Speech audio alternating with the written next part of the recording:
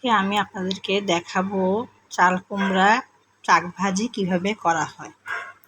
প্রথমে আমি চাল কুমড়াটাকে ভালো করে কেটে পিস পিস করে নিয়েছি। তার মধ্যে আমি কুমড়োটাকে সামান্য একটু পানি দিয়ে ভাপিয়ে নিয়েছি।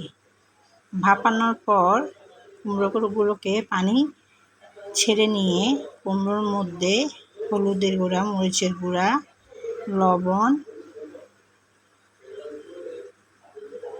এবং ধনিয়া জিরার গুঁড়া সব একসাথে মিক্স মশলা দিয়ে দিলাম। মশলাগুলো ভালো করে আমি মেখে নেব।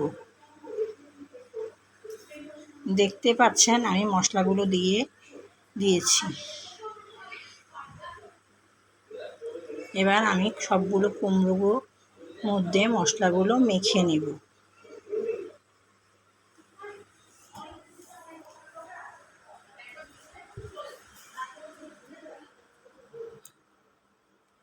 একে একে সবগুলো মশলা এবং কুমড়ো একসাথে মিক্স করে নিব। মশলাগুলো আস্তে আস্তে করে মেখে নেবেন। তারপর আমি একটি ফ্রাই প্যানে তেল গরম করে নিয়েছি।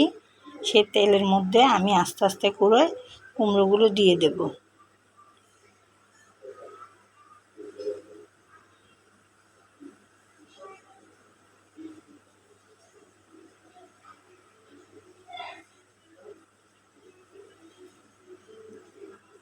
দেখতে পাচ্ছেন আমি কুমড়োগুলো দিয়ে দিয়েছি। তারপর আমি কিছুক্ষণ রেখে কুমড়োগুলোকে আস্তে আস্তে একটি একটি করে উল্টিয়ে নেব। এই কুমড়োর ভাজিটি কিন্তু খুব সুস্বাদু হয়, আমার কাছে খুবই ভালো লাগে। আপনারা বাসায় ট্রাই করে দেখতে পারেন,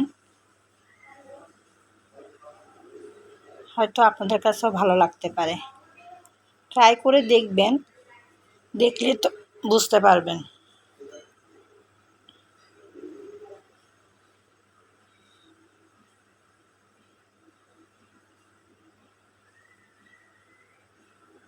এভাবে আমি সবগুলো কুমড়ো একে একে উল্টিয়ে ভেজে নিব।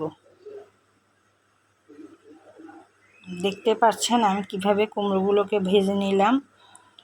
বাসায় ট্রাই করে দেখবেন এবং লাইক, কমেন্ট এবং শেয়ার করে যাবেন।